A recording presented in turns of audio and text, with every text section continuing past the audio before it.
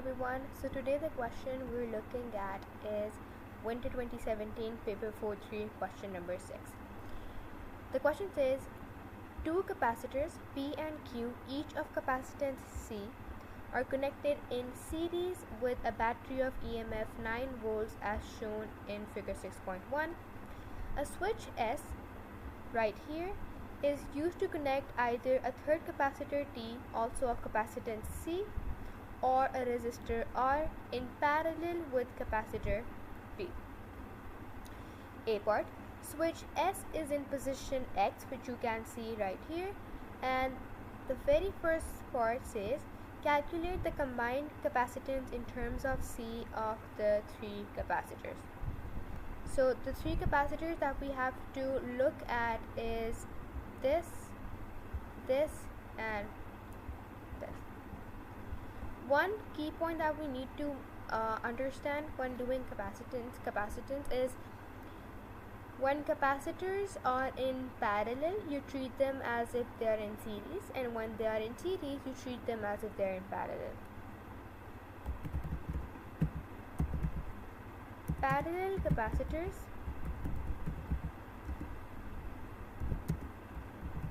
series and series capacitors parallel. That is to say, when we go for resistors and we say that the resistors are in parallel, we divide their resistors. We do 1 over this, 1 over this, and when they are in series, you just add up their resistors. This is going to be the opposite. We can see that these two capacitors, they are in parallel. When they are in parallel, you treat them as if they are in series, and you just add up their capacitance, so it's going to become 2C. And then when they become 2C, you can imagine the drawing to become like this.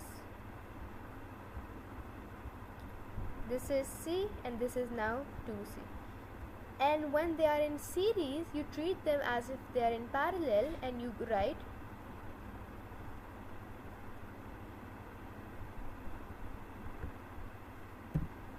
one by C plus 1 by 2C. And then when you take LCM, you're going to find out that your answer is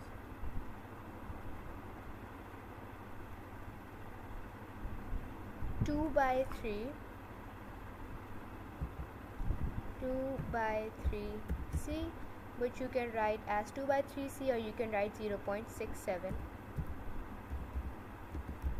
C, and that's it. When you take LCM and you get the fraction 3 by 2C, you have to flip that, because it is 1 over C and 1 over 2C, but you have to find the value of C and not of 1 by C. That is why you flip the equation. The second part says the potential difference across capacitor Q, explain your working. Now, one easy way to look at this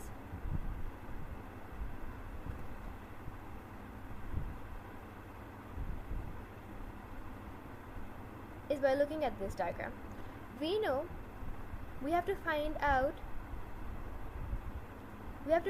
the potential difference across capacitor Q, across this capacitor. This is 1, this is 2, which makes it 1:2. When we get 1:2, and they have given us a total voltage, and we have to find out the voltage for capacitor Q, you can use the fraction method and write 1, which is the ratio of Q divided by the total ratio, because you're dealing with the total voltage. 1 over 3 multiplied by 9, which is the total voltage EMF that I have here. And then when I solve this, you get 3 volts. Now, this isn't the answer. Why? We know, according to the equation, that C is equals to Q by V. C and V have an inverse relation given that Q is constant, which it is because they are in series combination, so Q is constant. And C and V have an inverse relation, which means when C is less, voltage has to be great, which means this has less C, so it should have greater EMF. This has greater C, this should have less voltage.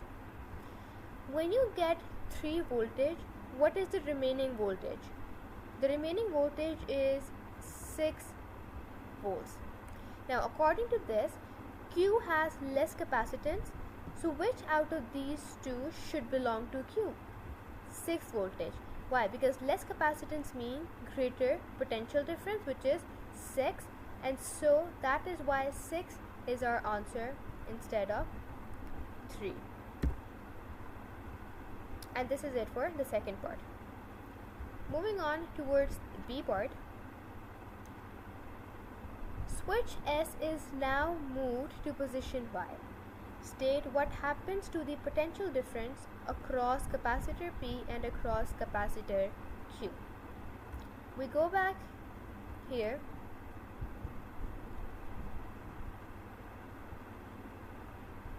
And now this switch that was initially here, I'm going to remove this. The switch that was initially at position X has been moved at position Y. So it has to go like this, this, this, and all the way till here, which means this part is not to be considered now. You can think of it that this is directly related to this resistor. One important thing that I'll be writing here is a capacitor. Let me write it in red to make it more prominent.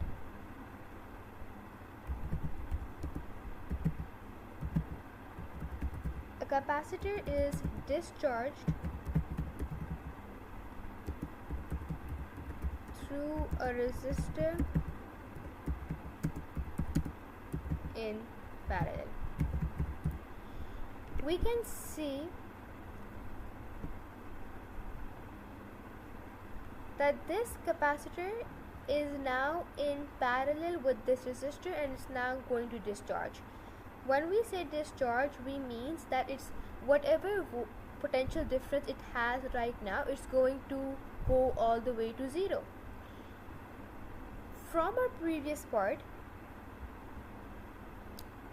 we said that this has voltage of 6 volts and this of 3 volts. Now this 3 volts is now going to discharge through this resistor and it's going to go all the way to 0. And when this goes all the way to 0, this is going to get all the remaining potential difference and it's going to go all the way to 9 volts. So what will we write for this? For capacitor P, the capacitor P is the one right here.